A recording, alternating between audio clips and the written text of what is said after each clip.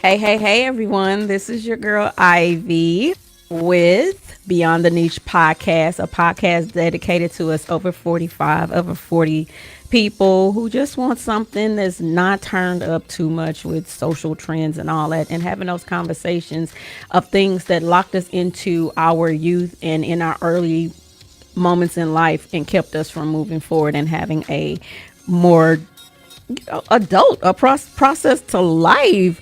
I am Ivy, and we, of course, have our wonderful voice in the sky, Montana. Hey. And as you all know, Montana, how was your week, girl? Well, How was your 2 weeks? Because actually, we every the second and fourth Sundays of the month. So how was your past 2 weeks? Well, since I we will last say talked? this. My 2 weeks, this week was exceptional. I can't wait to share with you why.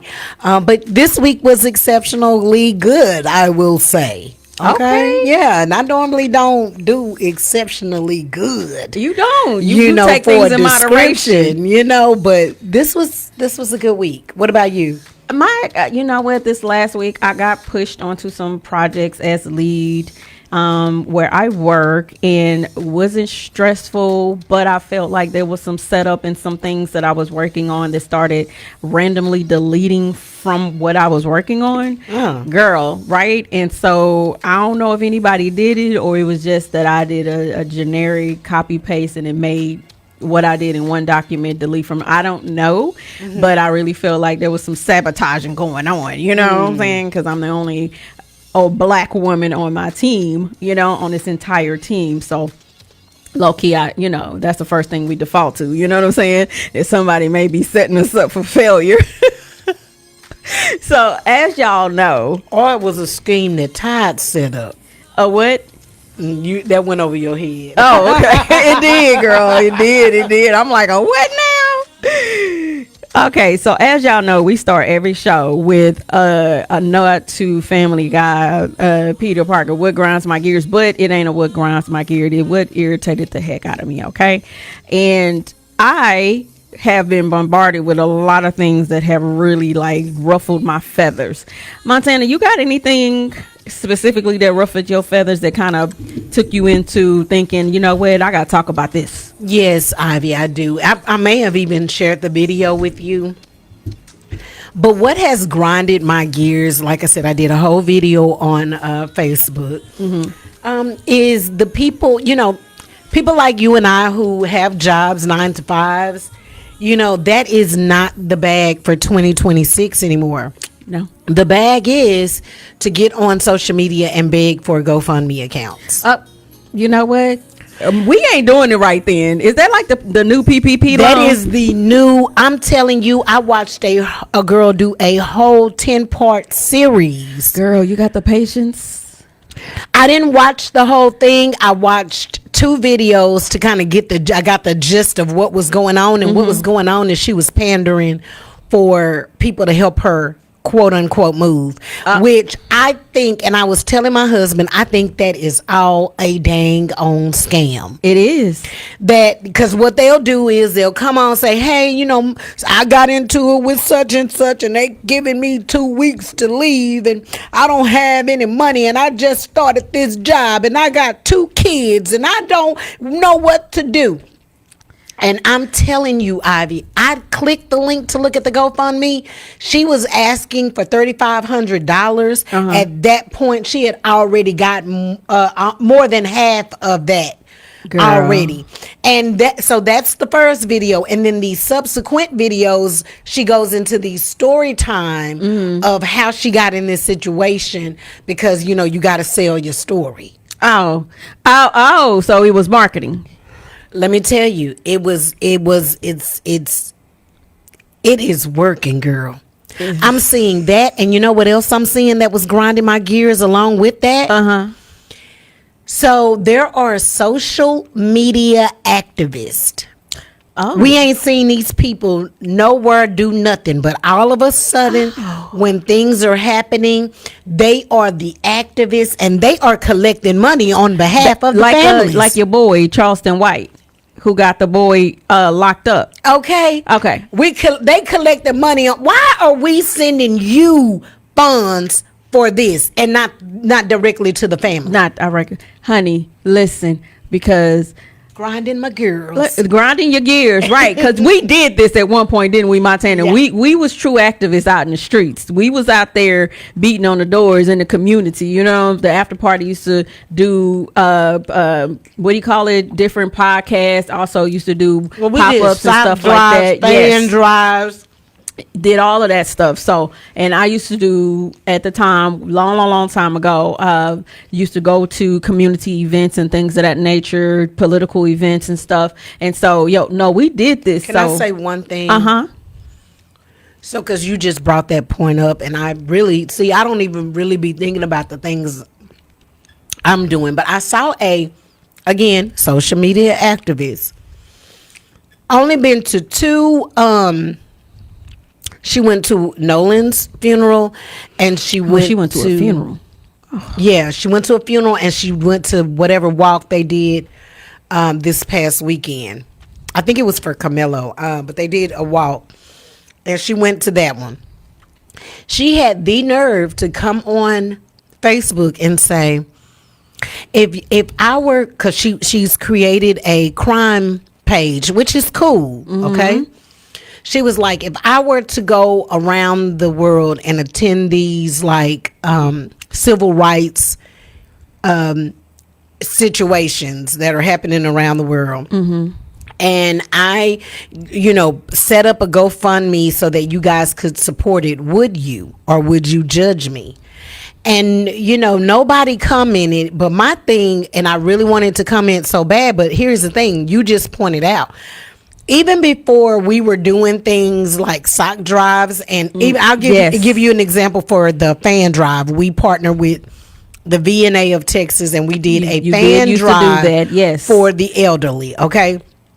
Before I even came and said, hey, I'm doing this, I was already partnered with the VNA for over a year doing Meals on Wheels. Yes, you doing did. my own thing, using my own car, my own gas, never even asking or telling I never even asked anybody or told anybody. It wasn't until we did the fan drive that we were able to collect over 50 box fans for the elderly, which to me was a big deal. It is. But again, it was what I did before I started asking people to And come you don't in need and do opinions. You don't need public opinion in order to say if it's in you, it's in you. You know what I'm saying? If you're gonna walk the dog, Tell them. And so I get it. These new people, social media makes people trendy and makes people jump in, with the right hashtag and engagement from these what do you call it, social media forums, you can do whatever you want. It's a la la land. And so I get it. We are in the wrong industry, honey. We need to go ahead and find some sad stories. We can kick some ideas, girl, when we get off set today on how we gonna go set up a GoFundMe to get some cash, some money. You know what I'm saying? My homegirl said, and we gotta include the kids, whatever we gotta include the kids. Do. So you gotta have Kai in the video. And I'm gonna make her hair disheveled and make sure she look. But I gotta train her to not say, "Grandma, what you doing?" Because Kai live that life. She a downtown baby, so she ain't seen poverty. So. Yeah, she don't know what that is. She don't, she might fight me a little bit. Like, girl, get out of my face with this BS. But I'm gonna try to, tune her in. Or find some kids, some nieces and nephews, when they not paying attention to see if they'll go for me. But. No, I get it, girl. Like I said, my laundry list on that is just too long. All right, so that's did it. That's Montana's rant for the last 2 weeks on what's getting her gold is that we not in the right industry.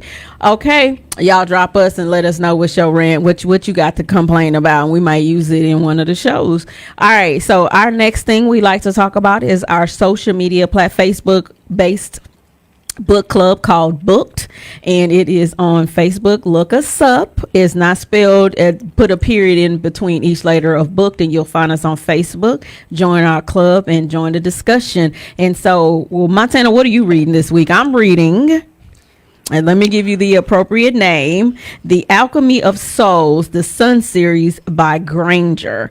And this is the 5th book of the Secret World of Maggie Gray book series, okay, about some students at Drew Collins University, a fictional college and university that's based on mythical Black people, right? And Okay. so I like the Maggie Gray series.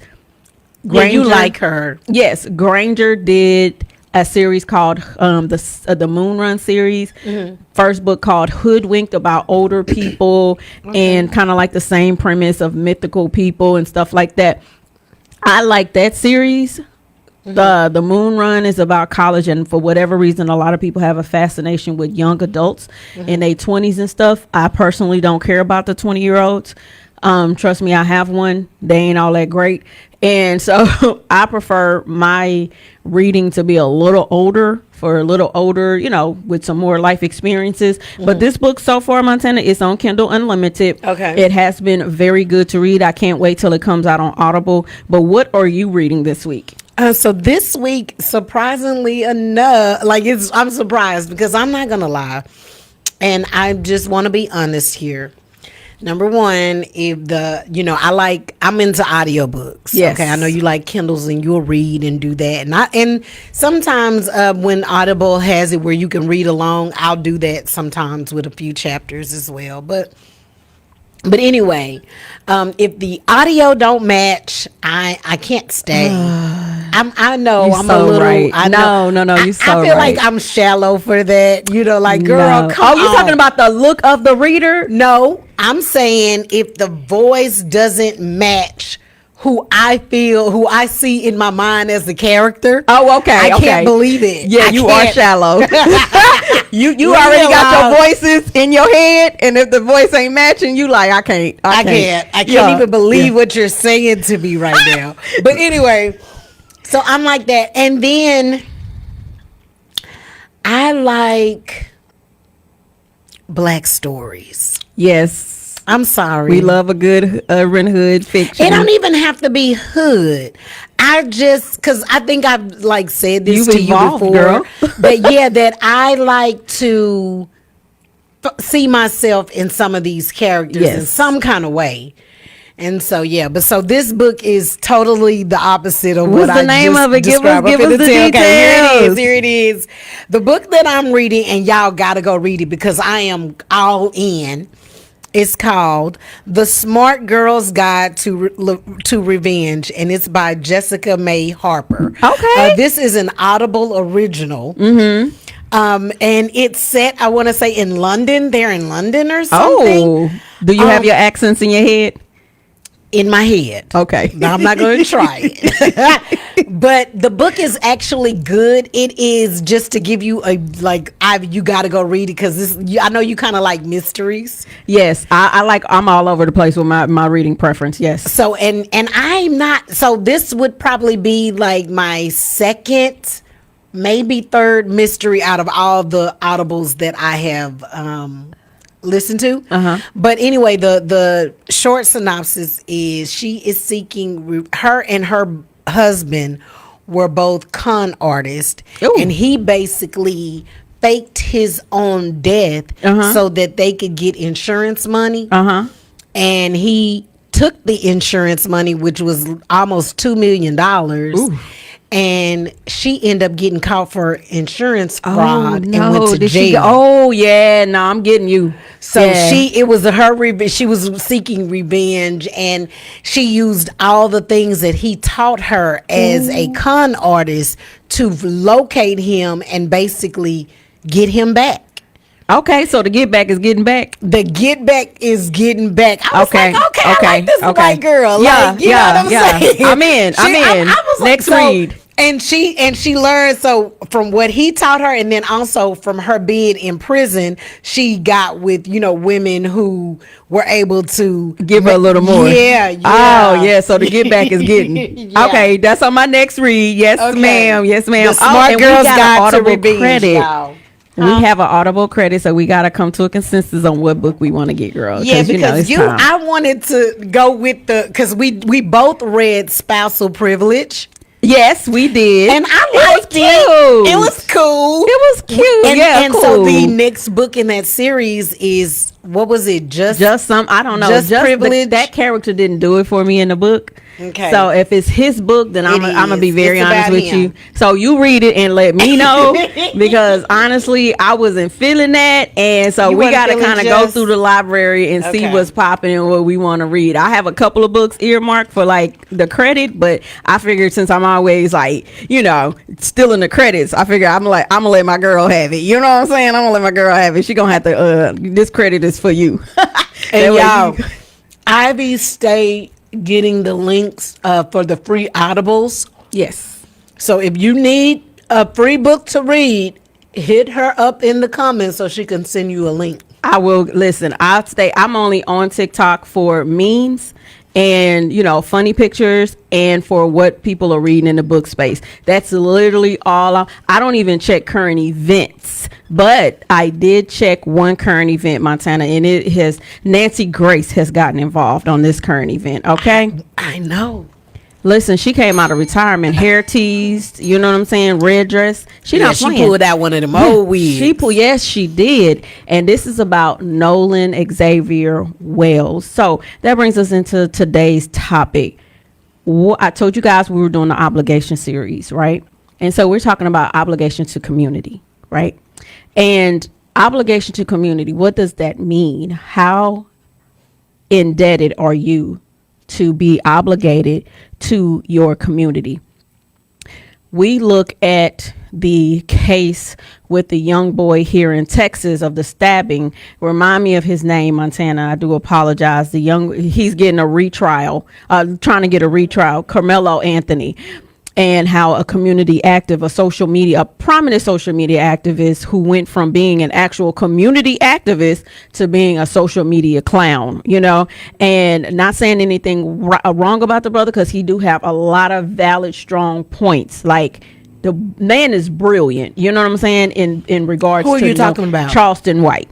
Do you know? I He had is a whole actually conversation a about very him. smart dude. Everybody keeps saying that, but why is he not showing me? I can't see it. Because he decided to change his brand when he was in the community, and I believe the Fort Worth area. He was out there, boots on the ground, trying to get the black community to be better, do better, see better. You know what I'm saying? Mm-hmm. And he was always met with opposition from that same community, being called names like Uncle Tom, a coon or whatever. And so he decided to change his branding to be that which they say he was.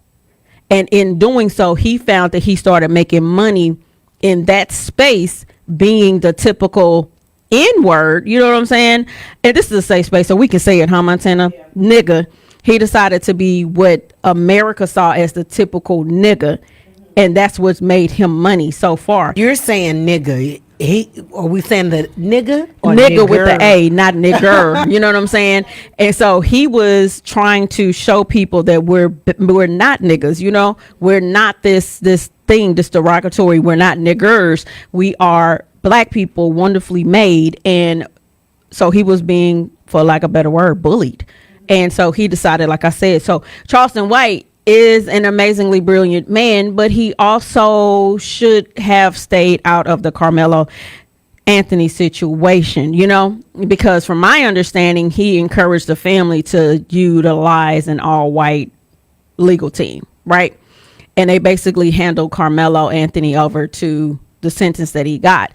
And I look at that, and I also look at Nolan Wells, and I see a pattern of young black boys in predominantly, if not all white spaces. And I have to wonder, were they parents did they have a sense of community? You know what I'm saying? And what's that and does that sense of community, obligation to community, trickle down to their children, right?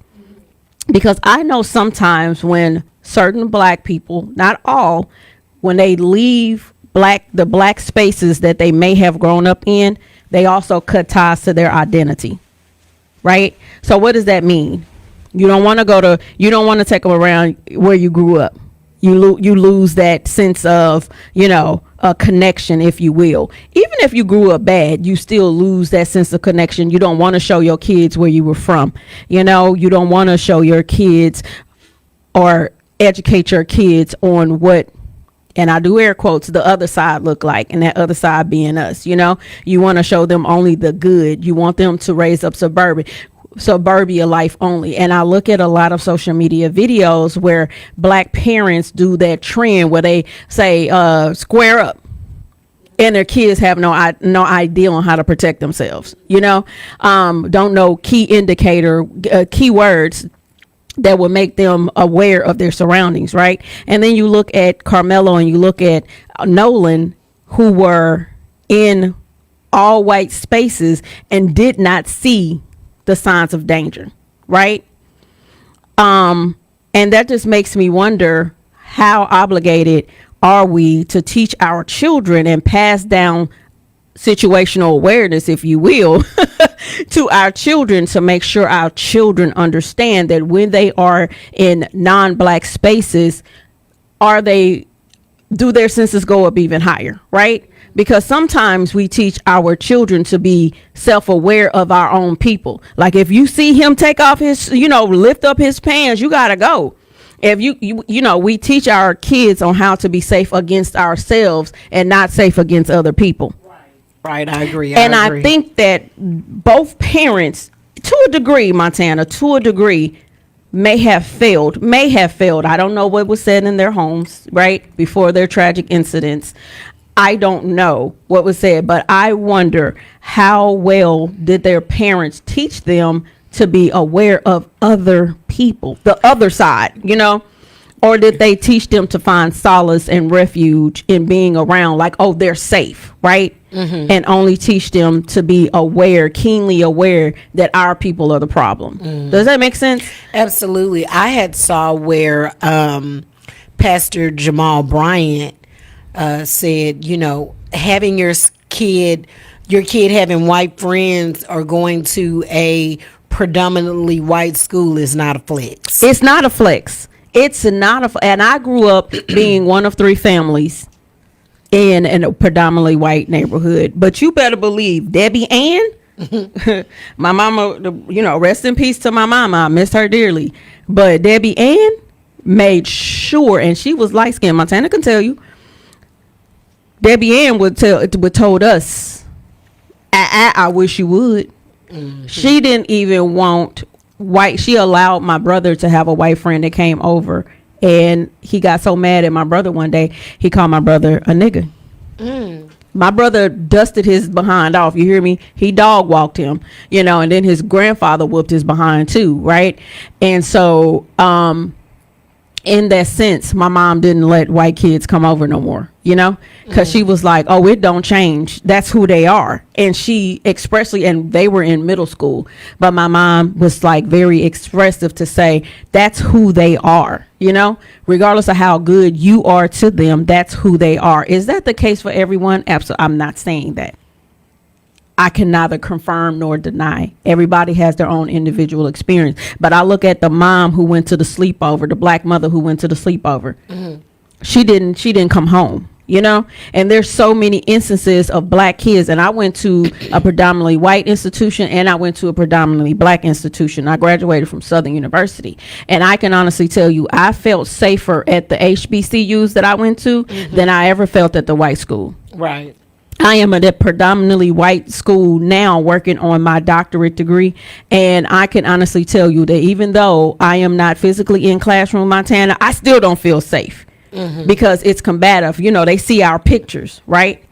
And it's so combative, not in the sense of, hey, you're a little off with, what you're trying to say, or your writing is not up to par. But it just feels like extra things are said. Like one of my professors, when Charlie Kirk passed away, one of my professors sent out a mass email and a message to the class saying that we must take time to stop and honor Charlie Kirk, regardless of what we believed, regardless of, what we thought.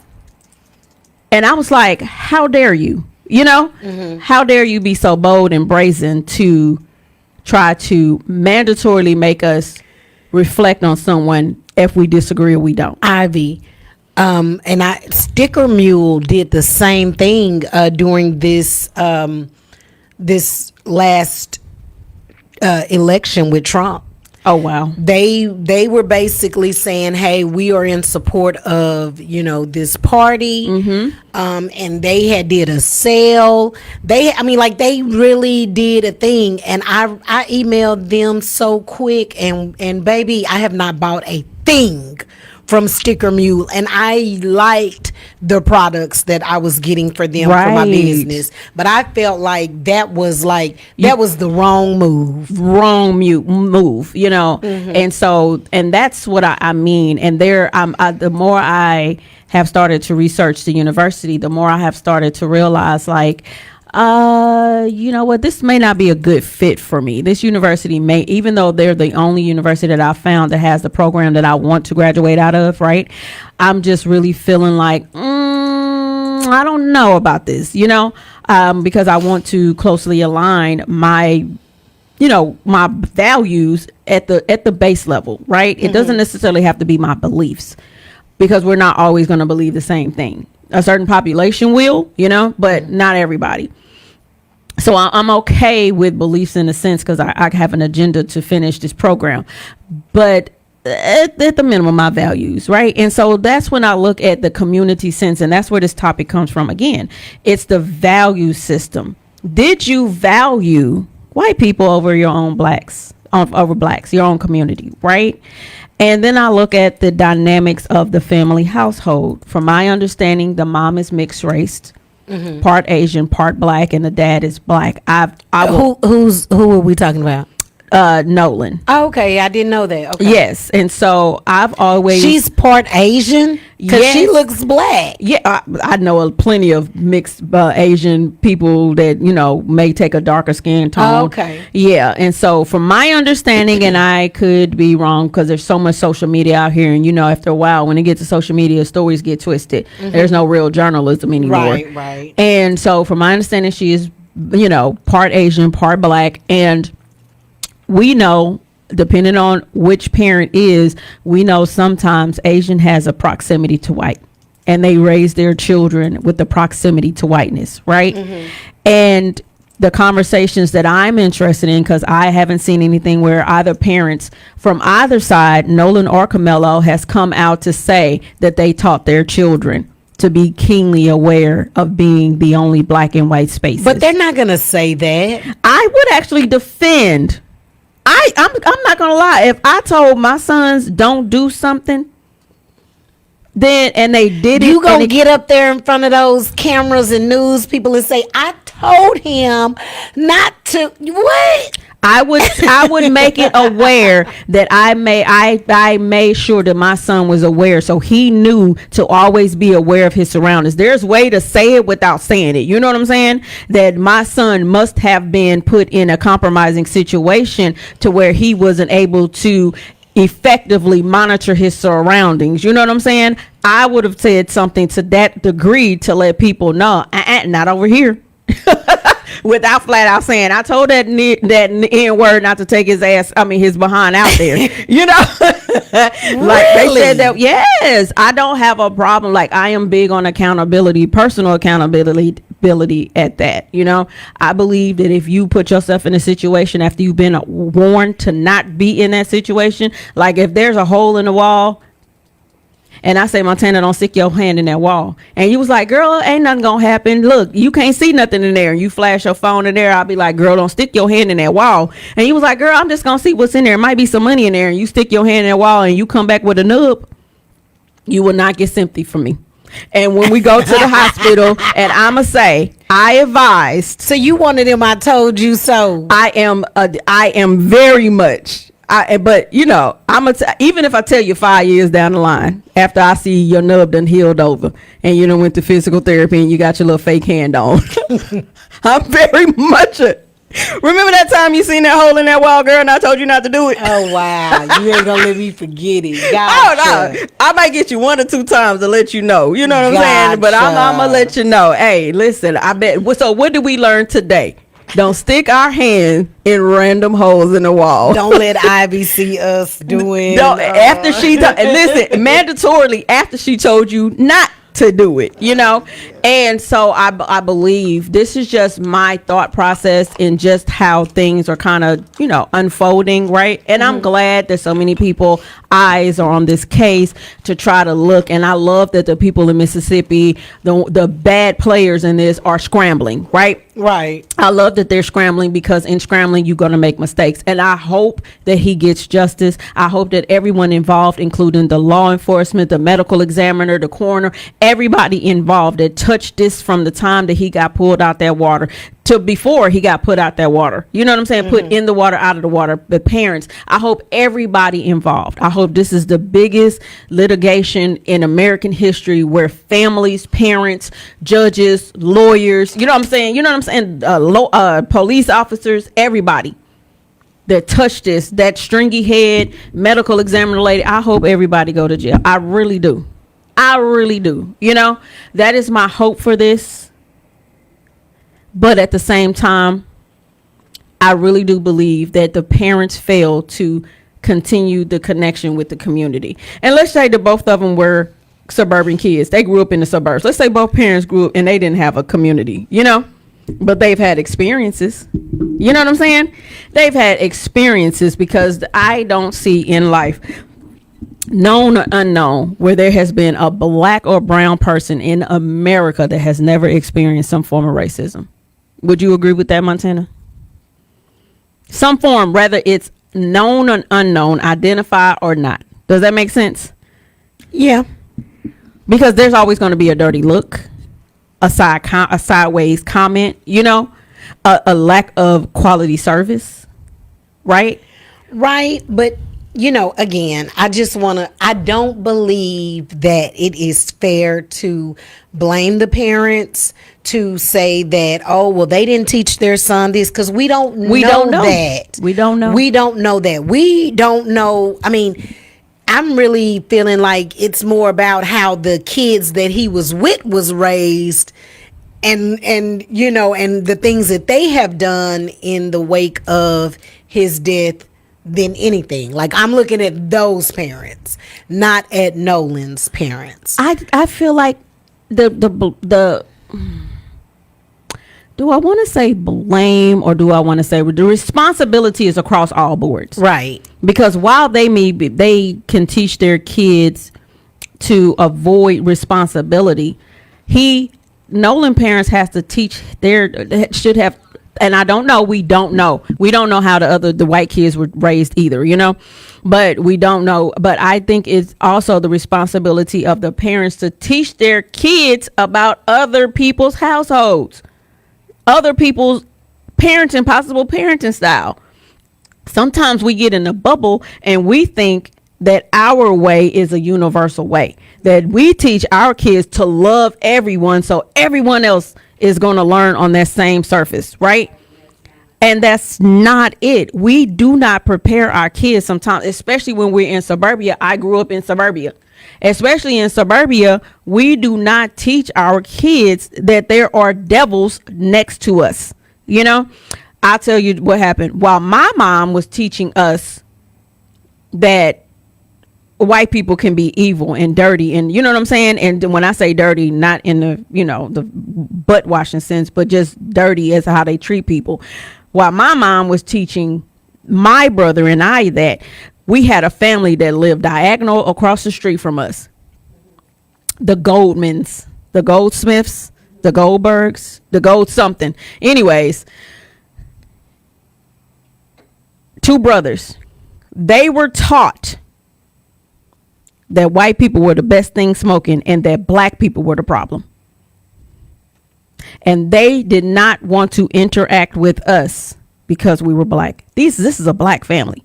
And one of the sons... Wait, how did you know that they were taught that? Did you know that they were taught not to deal with other black people? Kids share.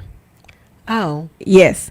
And these the were, little and they brother, were black. They weren't mixed. They weren't mixed. They were not mixed. Two black parents. Oh, okay. A fair-skinned mom, light-skinned mom, like maybe lighter than me, and a dark-skinned dad.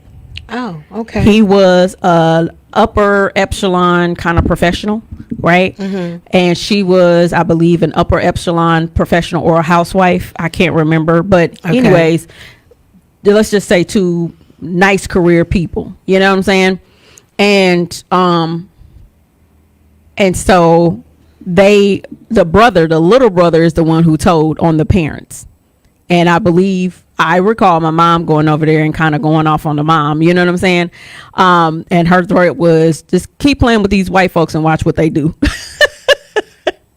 And so, the little brother, I will not say his name, but the little brother said something to the effect of, that's why we don't deal with N words. And so you can gather what the conversation was, right? You can gather what they may have been taught in the, and they looked at us like, because mind you, we were the third family. We were only two on the street. So they were the only black family at the time. And then this new black family, my brother and I and my mom, we moved in, you know what I'm saying? And then on the next street over was only one black family, right? And she became a very close friend of mine. And her family was definitely like, yo, black, right? And so we're having these independent black experiences in this white community, We went to a predominantly white elementary school. Another black family, once other black people moved in the neighborhood, they're saying, there goes the neighborhood. They were saying, there goes the neighborhood. Oh, wow. Okay. And that is a true thing where you lose that tie and connection to the community based off of your experience or lack thereof. So I can understand, I don't, but I can, just by having an open mind, that sometimes when you're a suburban kid and you raise your kids in suburbia, you don't have that black experience because maybe your family was traumatized from a black experience, right? And then you kind of look at generational wealth too, because there are some black families that never have experienced the generational wealth families, like the Rockefellers. There are black families that, have that. There's not always a black family that's first generational good times. You know what I'm saying? And so, yeah, you got to kind of look like you, girl. Wait, you're not you mean first like generational good times. Your kids ain't first generational good times. Okay. So, I got it out the mud. So. Girl, absolutely not. Yes, I did. Yes, the hell I you did. had get it out the mud times, but your life was not get it out the mud. Ma'am, that's what I'm talking about. Ivy, it's my story. It's your I am definitely so sorry. She got it out the better tell them I got it out the mud, boo. It is my story to tell. Yes. And if I say I got it out the mud, I got it out the mud. So there are people who have, generational ties to wealth or suburbia black families, right? And so they may not have that identity, and they may have that nose down look at other black people based off of social media now, based off of media then, you know what I'm saying? And not really have that true experience, because there are people who probably in the 60s decide, hey, I'm not doing this, I'm going to go get a corporate job and I'm never looking back. And so their families grew up away from the black community. But isn't there still an obligation to and an obligation to the black experience to teach your kids that the black experience and the white experience are two completely separate experiences? And shouldn't you teach your children that situational awareness involving is not exclusive to their people, right? I agree. So I don't think for 1 second that neither Nolan or Carmelo should have been around these spaces by themselves. I agree. I think that even though Carmelo knew the young man under the tent, when he saw other people coming, he should have immediately excused himself. You know what I'm saying? I think that, and not wait until they got there. Do you remember? Even if it was raining, he should have still left. It's rain. Yeah, someone did make that point. It's better to be wet and out of jail than to worry about not getting wet. Be dry and in jail. That is something.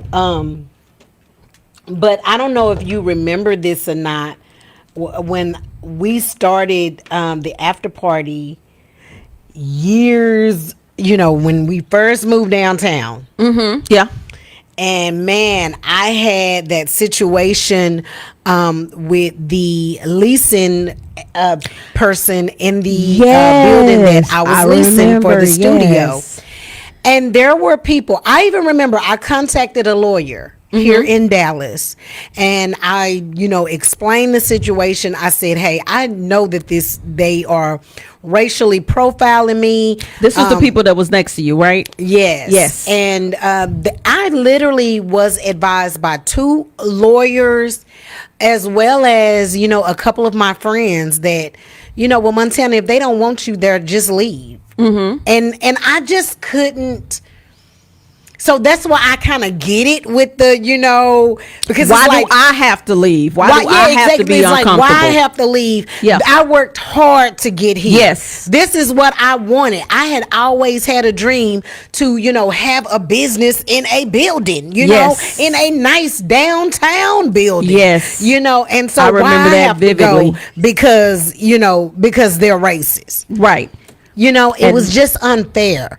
And I didn't go. She ended up leaving before I did. And, Because she complained about the music and I'll find all like the traffic and stuff so like what that. she basically was lying on me. But what I did was, baby, the power of social media. Because I did a review. And that review got the attention of somebody big. And it's so funny, you guys, because I remember the day that I did the review. It was like a Facebook review. And no sooner did I do that review, I don't know if they sent me an email to come and speak to them or whatever. But remember when I went up to that office and she was on the phone talking about me? She was literally, she had her back turned, did not know that I was standing in her door. Remember. And she was like, yeah, because she just posted a review on Facebook now.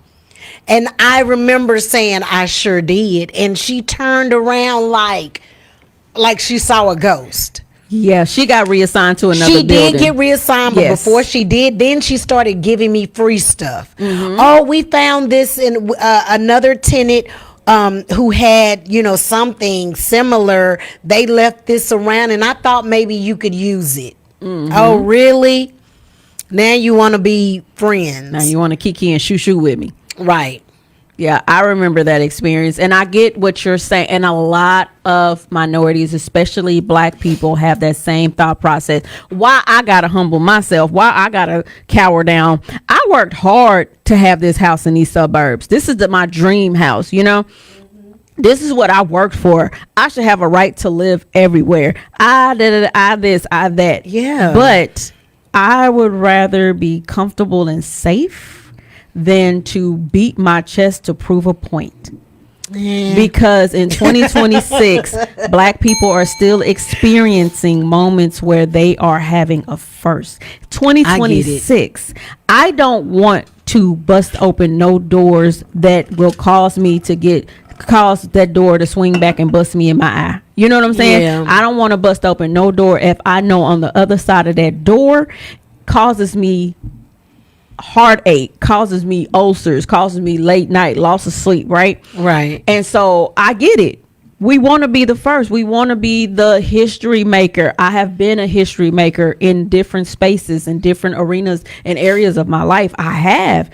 Thank God for those opportunities, but I made those opportunities in my space, the Black space, where I was able to be the first to have do an issue of a wedding magazine that featured Black men from cover to cover, right? Because I did my research. Has anybody did this before? And it was uniformed. No, so I made history in that arena. You know what I'm saying? I made a little bit of history, at least in the Dallas-Fort Worth area, where I was one of the few, if not the first, to have an all Black expo, from Black vendors to Black patrons. You know what I'm saying? But I selectively and purposely made my mark in my area for my comfortability level. And trust me, with Black people, we all know it's a little stressful working with us sometimes, but I did not feel the need to try to be the first in any area. And it could be my experience of growing up in a predominantly white neighborhood,